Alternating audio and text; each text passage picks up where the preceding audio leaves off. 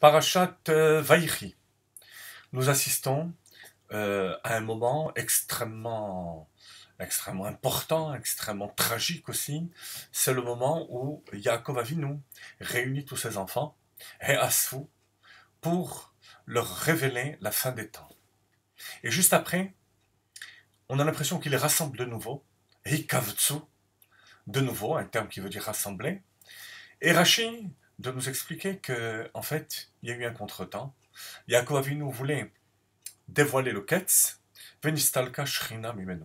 Et la Shrina s'est retirée de lui. Et il a commencé à parler d'autre chose, à savoir les bénédictions à chacun de destinées à chacun de ses enfants. Alors, première question qui se pose à nous, c'est que si la Shrina, la présence divine, donc c'est écarté et parti, eh ben, comment est-ce qu'elle est, et à quel moment elle est revenue au moment où il a béni ses enfants, parce que dans les bénédictions de ses enfants, il y a aussi des prophéties. C'est la première question.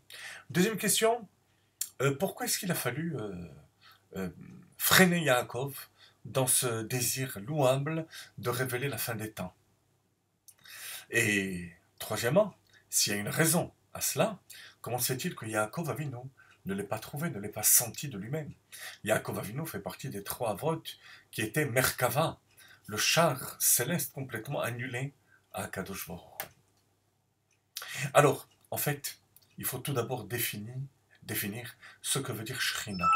Shrina, le Balatania l'explique dans le chapitre 41 du Tanya. Shrina, c'est Milachon Shochenet ou Mitlabeshet. C'est le dévoilement de Dieu qui réside et qui s'habille. Et qui s'habille avec un objectif bien précis. Quel est cet objectif? Nos maîtres le déduisent du terme Ve'agida. Il y a trois termes qui signifient parler, dire. Il y a les daber. Les daber, ça peut être, comme nos maîtres disent, parler, echad bepe, echad balev.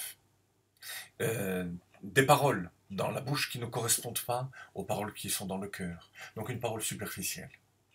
Même Amira, qui est une parole du cœur, n'est pas forcément une parole qui vient du fond du cœur. Les Hagid, comme le terme Agada, les profondeurs de la Torah, disent nos maîtres, c'est Milin de Chormeta, des paroles de sagesse profonde. C'est de là qu'on déduit que Yaakov Avinu voulait dévoiler le Ketz, la fin des temps. Quelle était l'intention de Yaakov? D'autant plus que révéler la fin des temps, lorsqu'on sait que Mashiach va venir aujourd'hui, en 5776, on ne voit pas tellement l'intérêt de le faire. La réponse est la suivante.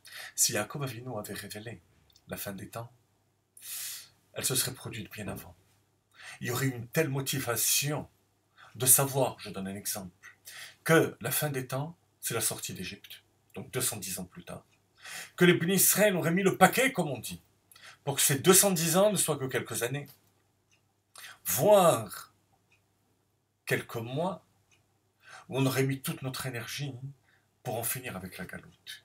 C'est la nature de l'homme, lorsqu'il connaît une échéance, et qu'on lui dit que cette échéance peut être raccourcie, de mettre toutes ses forces pour en finir. Ça, c'était le but de Yaakov. Et pour ce faire, la Shrina, alors vous connaissez maintenant la définition, ce dévoilement de Dieu qui permet d'amener les choses dans le monde matériel et de les diriger, les canaliser vers le peuple juif, était présent chez Yaakov. Mais au moment où il a voulu le faire, dévoiler ce message de la Shrina a disparu, est partie. Ce qui veut dire que la volonté de Dieu n'était pas qu'il y ait ce dévoilement. Pourquoi? Pour qu'il y ait plus de avodah bekoratzma, de travail personnel. C'est la raison pour laquelle on est encore en exil, 3700 ans plus tard. Pour très peu de temps, certes, mais malgré tout, pour des millénaires qui se sont écoulés entre, pour que le travail vienne de nous-mêmes.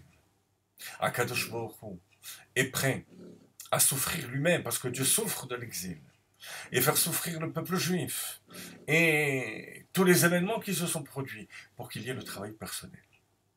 Alors dans ce cas-là, on peut se poser la question, qu'est-ce qu'a amené Yaakov par cette volonté? On ne peut pas dire quand même que cette volonté est restée stérile.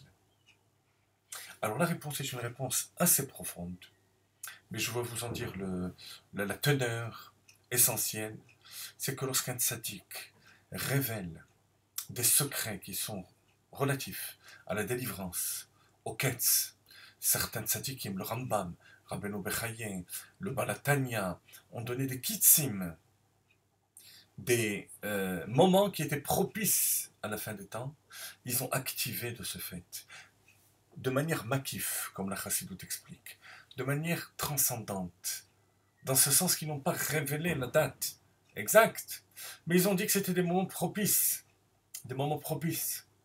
et ça a effectivement aidé et motivé le Ham Israël. Et depuis, on connaît ce secret. Ce secret s'est révélé chacun d'entre nous, dans notre monde, dans notre vie. Le Ketz, à savoir l'activer pour, bien sûr, dans la mesure où Akadosh Baruch Hu le permet, mais activer et prier et mettre toutes ses forces pour que la Géoula arrive. Amen. C'est ce qu'on appelle les Galot et Aketz.